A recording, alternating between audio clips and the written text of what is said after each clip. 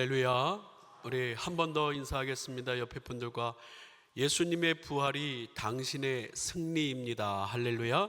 예수님의 부활이 당신의 승리입니다. 할렐루야. 주님의 이름으로 축복합니다. 사순절 절기입니다. 부활의 절기죠. 우리 모든 믿음의 귀한 형제자매들 더욱더 예수님을 닮아가고 또 예수님과 더욱더 친밀하게 연합하시고 또 예수님의 사랑이 여러분의 삶에 그리고 여러분의 함께하는 모든 가정 위에 함께 하시기를 주님의 이름으로 축원합니다.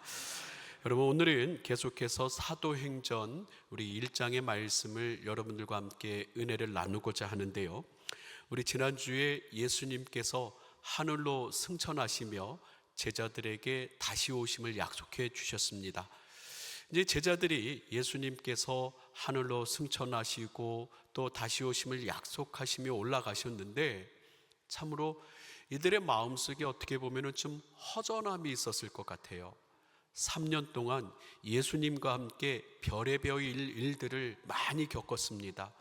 예수님께서 제자들을 부르셨어요. 그리고 천국 복음을 전파하시면서 수많은 기적, 참으로 초자연적인 놀라운 능력들을 제자들에게 보이시면서 어떨 때는 제자들의 가슴이 설레이기도 하고 감격하기도 하고 참으로 제자들은 세상 말로 좀 황홀한 그런 3년이라고 하는 시간을 보냈습니다.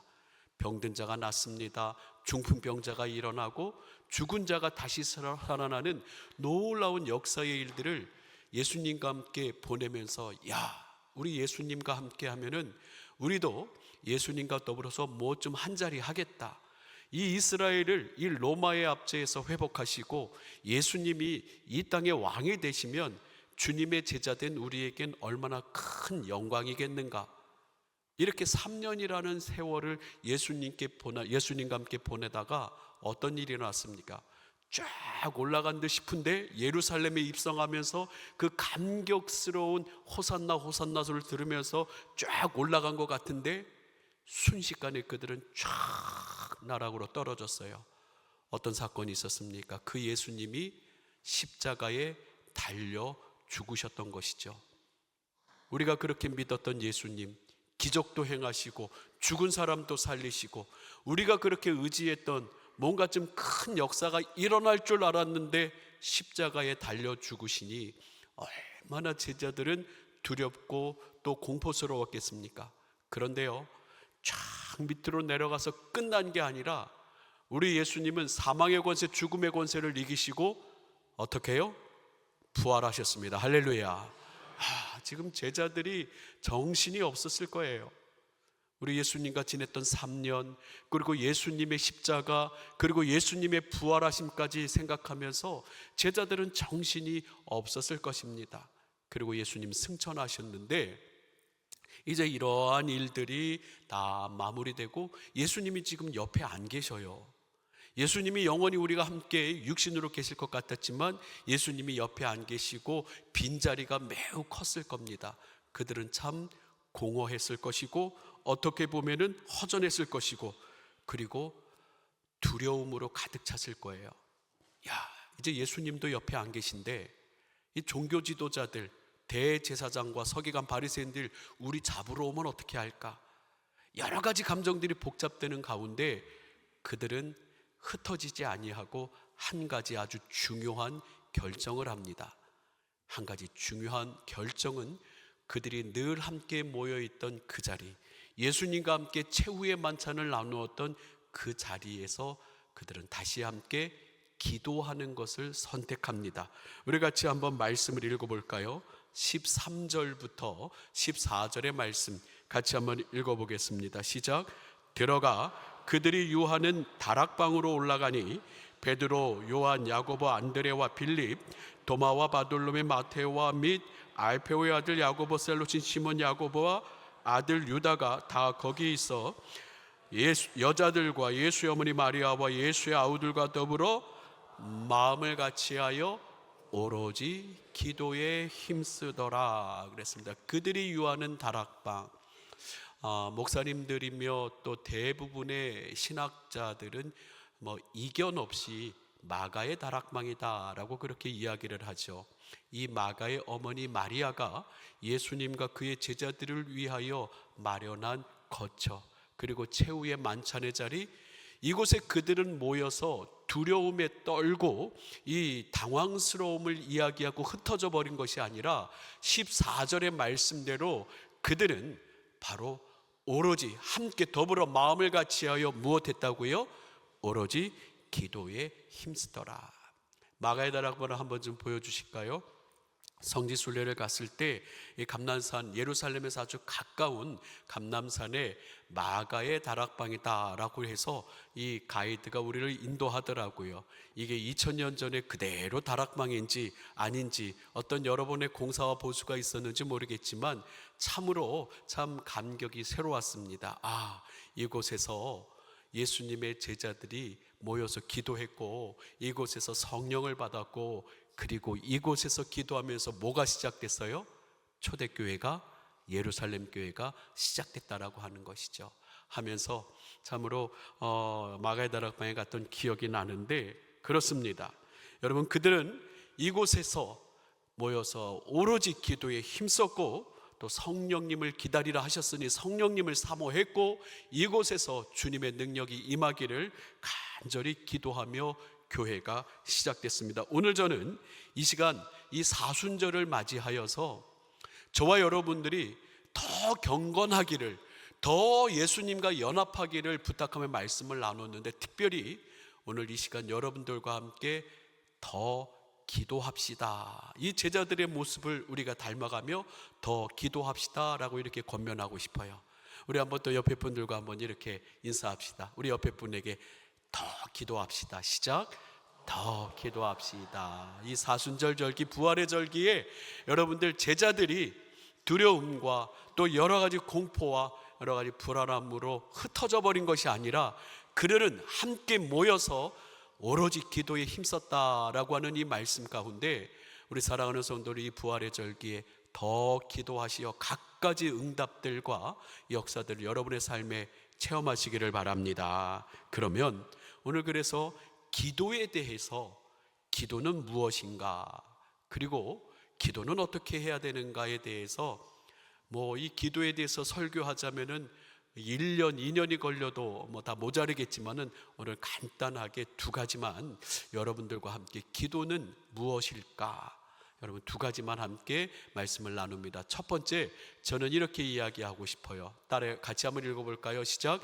기도는 능력입니다. 아멘. 기도는 참 주님께서 주시는 놀라운 축복이면 능력이에요.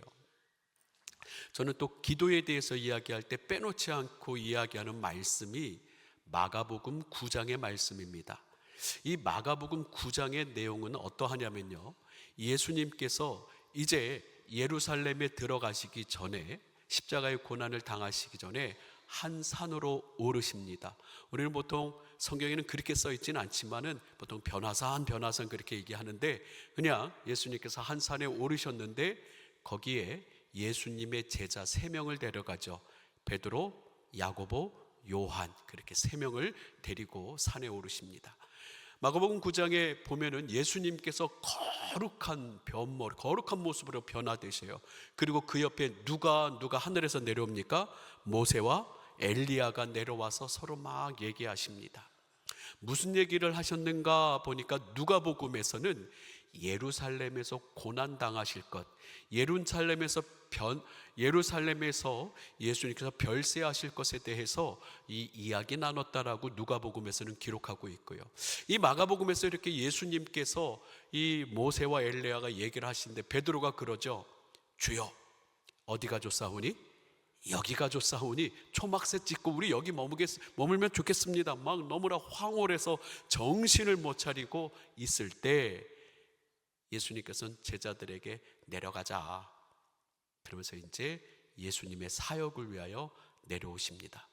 이게 산에서 딱 내려오는데 어때요? 시끌벅적합니다. 사람들이 엄청 많이 모여 있어요. 우리 호응교회 성도들처럼 시끌벅적 그냥 막 모여 있어서 웅성웅성하고 막 얘기를 하는데, 야, 그래 니네들 지금 뭐하냐 라고 예수님 물어보니까 어떤 한 사람이 달려와서 예수님께 이야기합니다. 마가복음 9장 17절에서 18절에 보면 이렇게 얘기합니다. 무리 중에 하나가 대답하되 선생님, 말 못하게 귀신 들린 내 아들을 선생님께 데려왔나이다.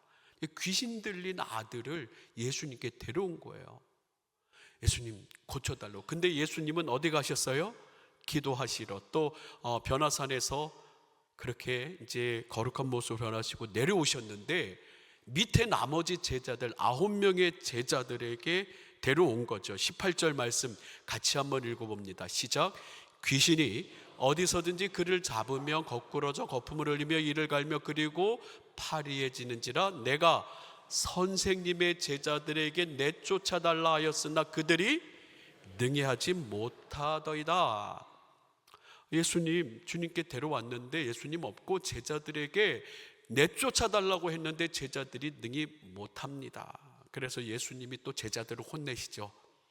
이 믿음이 없는 자들아 하면서 예수님 혼내시고 또 그 아이를 내게로 데려오라 하면서 그 아이를 예수님께서 고쳐주셔요. 이렇게 한바탕 시끌벅적한 이런 시간들이 지나가고 이제 조금 잠잠해졌을 때 예수님과 제자들이 함께 있을 때 제자들이 물어봅니다. 예수님, 아니 근데 왜 예수님은 그 쫓아내시고 왜 우리는 못 쫓아냈습니까? 우리 마가복음 9장 28절이에요. 집에 들어가심에 제자들이 조용히 묻자오되 우리는 어찌하여 능히 그 귀신을 쫓아내지 못하였나이까? 제가 오늘 여러분들에게 하고 싶은 말씀이 바로 29절의 말씀입니다. 29절의 말씀 같이 읽어볼까요? 시작. 이르시되 기도 외에는 이런 종류가 나갈 수 없느니라 하시니라. 아멘. 할렐루야. 기도 외에는 귀신이 쫓겨나가지 않는다. 기도 외에는 우리의 문제, 우리의 환난, 우리의 여러 가지 아픔들이 해결되지 않는다. 오직 기도 외에 우리의 삶의 능력이 나타날 뿐이다. 기도 외에 이런 종류가 나갈 수 없다고 예수님께서는 아주 강력하게 제자들에게 말씀하십니다. 할렐루야. 그렇습니다. 기도는 분명 우리의 아픔과 어려움과 문제를 해결하는 열쇠입니다. 아멘. 그렇습니다. 야고보서 5장 15절에 보니까 믿음의 기도는 병든 자를 구원하리니 주께서 그를 일으키신다고 하셨어요. 저는 얼마나 많은 신유의 은혜를 경험한지 모릅니다. 다리목회 20년 동안 정말 많은 사람들이 병에서 기도 가운데 일어나는 것을 봤어요. 기도 가운데 좋은 의사 만나고 기도 가운데 좋은 약 만나고 또 모든 치료 가운데 주님이 개입하시고 암 환자가 5명 기도 가운데 낫는 것을 보았고 기적을 경험했고 수도 없는 이 신유의 역사가 능력이 나타나는 것을 보았습니다.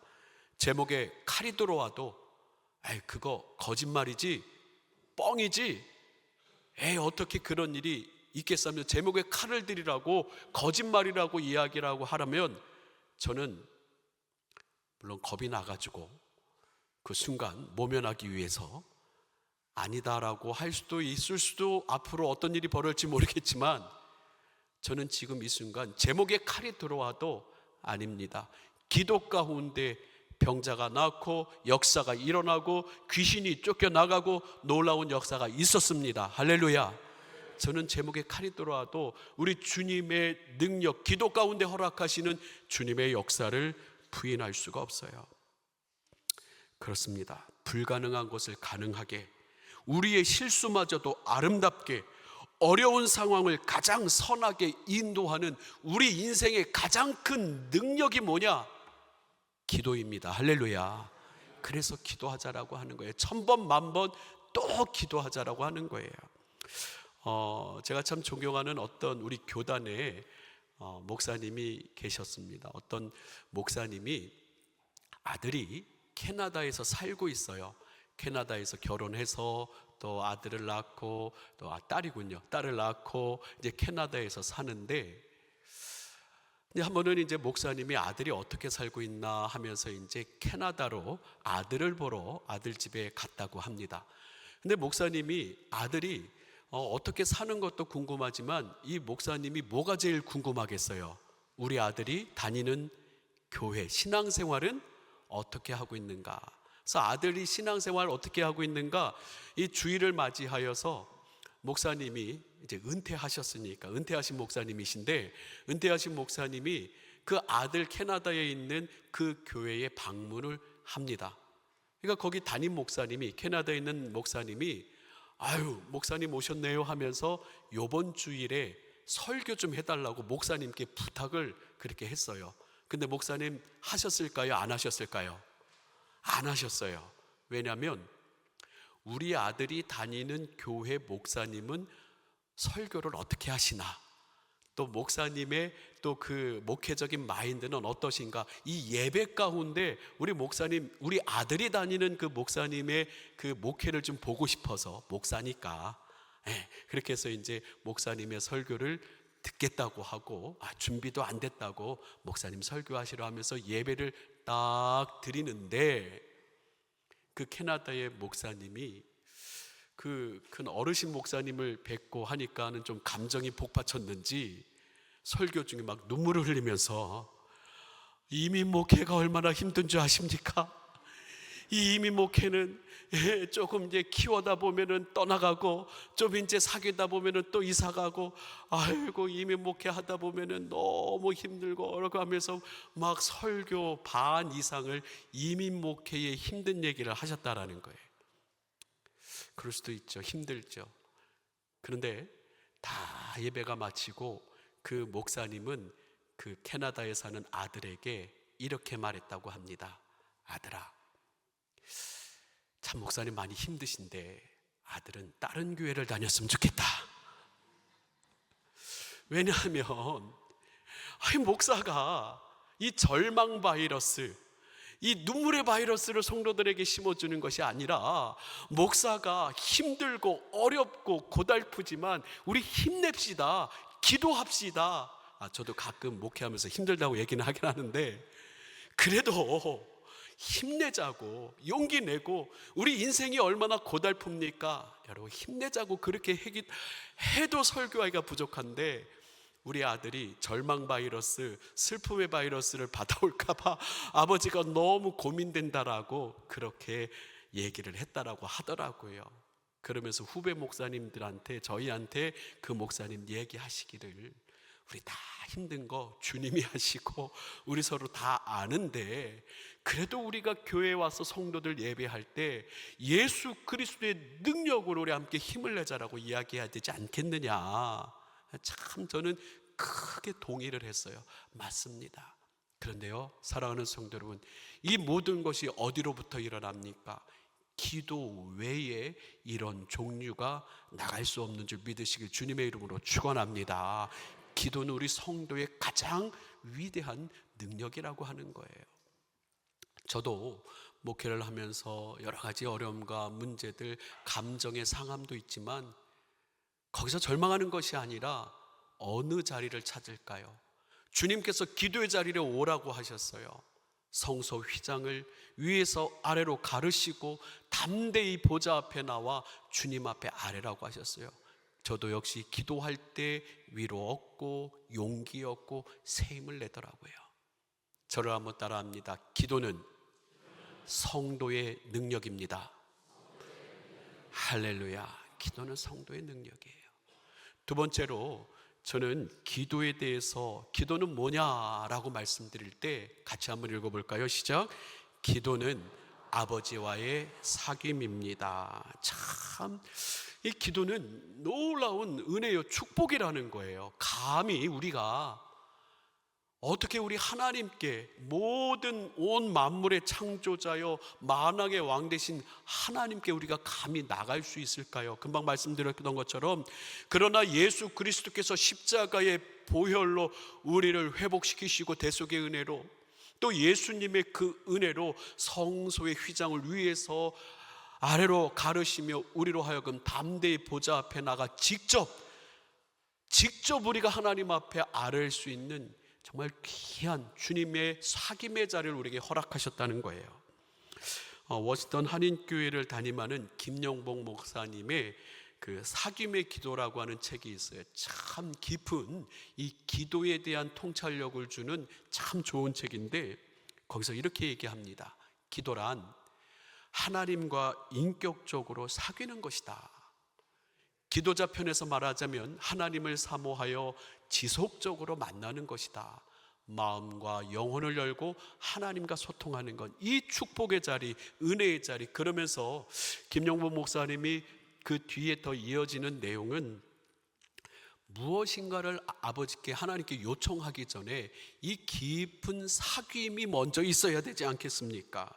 이 깊은 사귐 가운데서 우리가 변화되고 우리가 하나님과 더 친밀해질 때 우리의 기도의 응답은 더 확실합니다라고 이렇게 소개하고 있어요. 그리고 이 김용복 목사님 전에 이 사귐의 기도를 먼저 이야기하신 이 프랑스 여성 목회자인데 잔느 기용이라고 하는 분이 있어요. 이분이 사귐의 기도라고 하는, 우리 한국말로 번역이 돼서 잘 나와 있는데, 이 사귐의 기도 가운데 잔느 기용은 너무나도 하나님과 깊이 사귀어가지고 하나님과의 그 사랑과 친밀함이 너무 뜨거움을 이야기해요. 이분은 이렇게 얘기합니다. 사랑의 불길에 휩싸인 그리스도인은 오로지 주님을 어떻게 하면 기쁘게 해드릴까 골몰한다. 자신에 대한 관심은 제쳐두고 주님을 사랑하다가 나중에는 아예 자신을 잊어버린다. 우리 안에 계신 하나님을 끊임없이 묵상하는 것만이 주된 관심사가 된다. 하나님과 깊은 사귐의 기도로 들어가니까 하나님과 깊은 그 은혜의 자리에서 하나님을 만나니까 너무너무 하나님의 사랑을 받기도 하고 하나님을 사랑해서 그 사랑의 불길에 휩싸인다는 거예요. 나는 잊어버리고 어떻게 하면 주님 기쁘시게 할까? 이런 관계까지 기도 가운데, 사귐의 기도 가운데 들어간다라고 하는 거죠. 이 이야기를 예수님께서는 요한복음 17장에 잘 말씀하고 계십니다. 요한복음 17장 21절에 아버지여, 아버지께서 내 안에, 내가 아버지 안에 있는 것 같이 그들도 다 하나가 되어 우리 안에 있게 하사 세상으로 아버지께서 나를 보내신 것을 믿게 하옵소서. 22절은 같이 함께 읽겠습니다. 시작.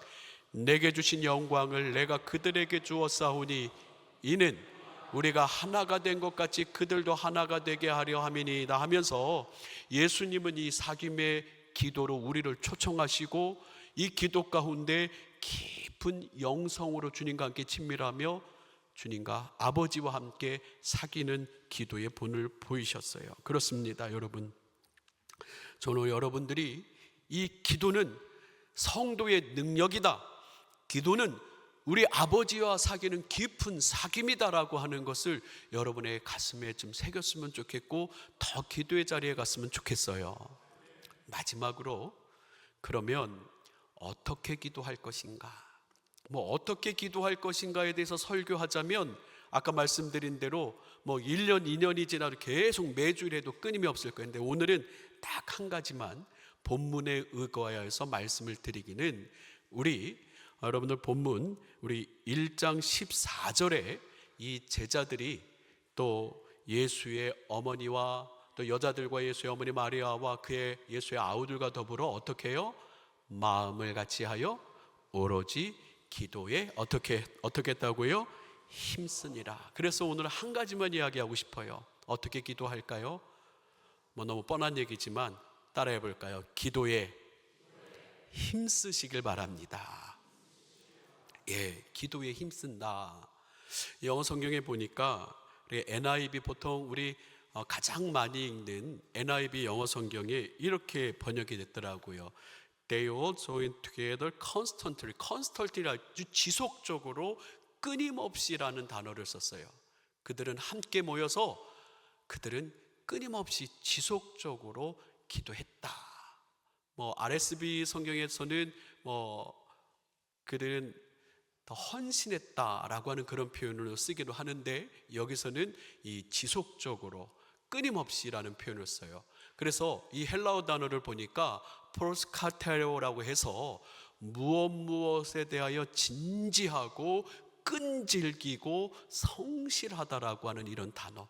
그래서 저는 여러분들과 함께 이 사순절 절기, 부활의 절기에 어떻게 기도할까요? 주님 앞에 끊임없이 여러분을 성실하게 기도하기를 여러분에게 말씀을 드리고 싶어요. 데살로니가전서 5장 17절에 이런 말씀이 있죠. 우리에게 무엇을요 부탁하십니까?